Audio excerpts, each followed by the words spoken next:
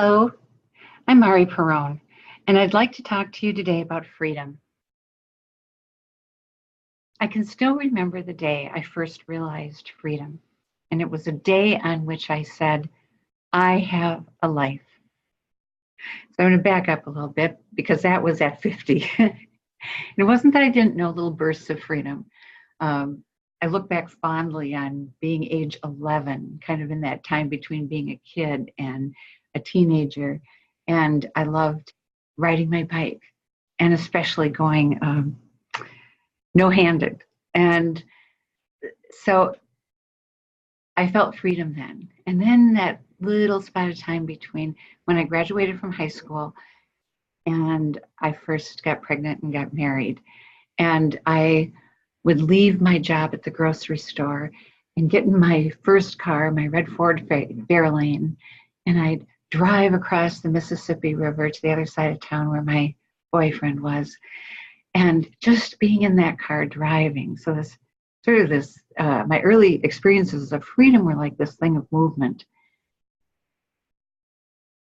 So it wasn't until 50 that there was a different feeling of freedom as I have a life. So it was not related to an activity. And so by that time I had worked for, full-time for 17 years. I had raised 3 kids. I had started a coffee shop. I had received A Course of Love.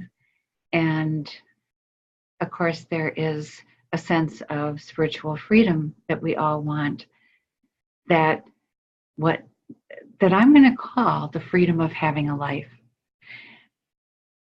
I think it's a little bit contrary to what some people see it as, but that's what I'm going to call it, the freedom of having a life. And I'll tell you why, because of how it came to me. So I'd been, basically working in one way or another all these years. And in 2005, it was my first time of not working. And I began to get these pulls, because I wasn't working, I could do this and I could do that and I could do this. And so I found myself on one particular day thinking how I would go to this meeting that I didn't really want to go to, because at least it would show my family that I still had a life. If you're a creative person, this might be one of your banes. If you work from home, until you learn to say no, your life can be up for grabs.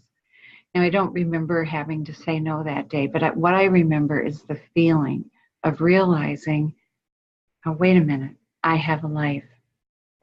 And that's when I first discovered that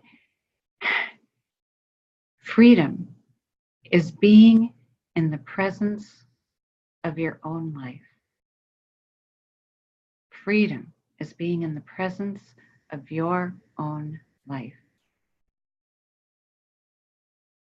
It's not some great big, monumental thing and of course it is that too, but this particular thing that I'm calling spiritual freedom, even though I'm saying it relates to this life, because this life is our spiritual freedom.